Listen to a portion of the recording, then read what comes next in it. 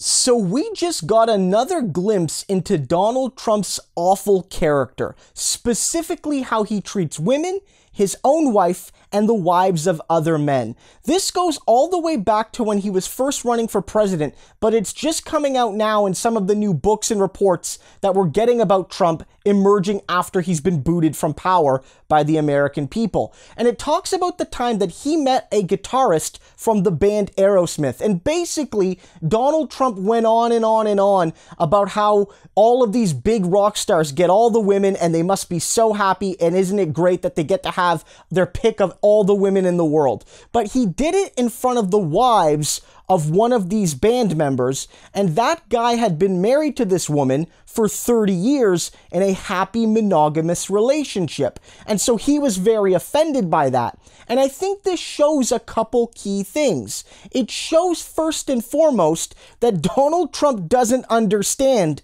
that some men actually love their wives. That some men out there, even rich and powerful men like himself, actually love their wives, and when they promise to be faithful to their wives, they are. Remember, Donald Trump has been married a lot. Donald Trump's an expert at getting married, but we know he's not really a faithful dude. We've heard all the stories about Donald Trump, some of his own stories, that he was never really about only being with his wife. That through all these marriages, he's been, unfaithful. He is the grab them by the you-know-what guy. He made that joke while being married from a time when he was married, maybe not to Melania, but to one of his previous wives. And this is a man that doesn't get it.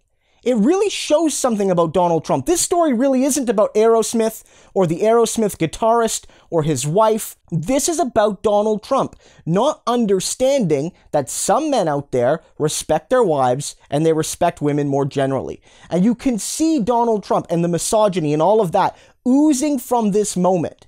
You can really see it. You can really see it, that Donald Trump just assumes every man like him is a skeeve ball like him. And I'm sure many are, but not all are, and Donald Trump can't see that. And this really does tie into the recent context we've been facing around Melania, around his relationship, around his family.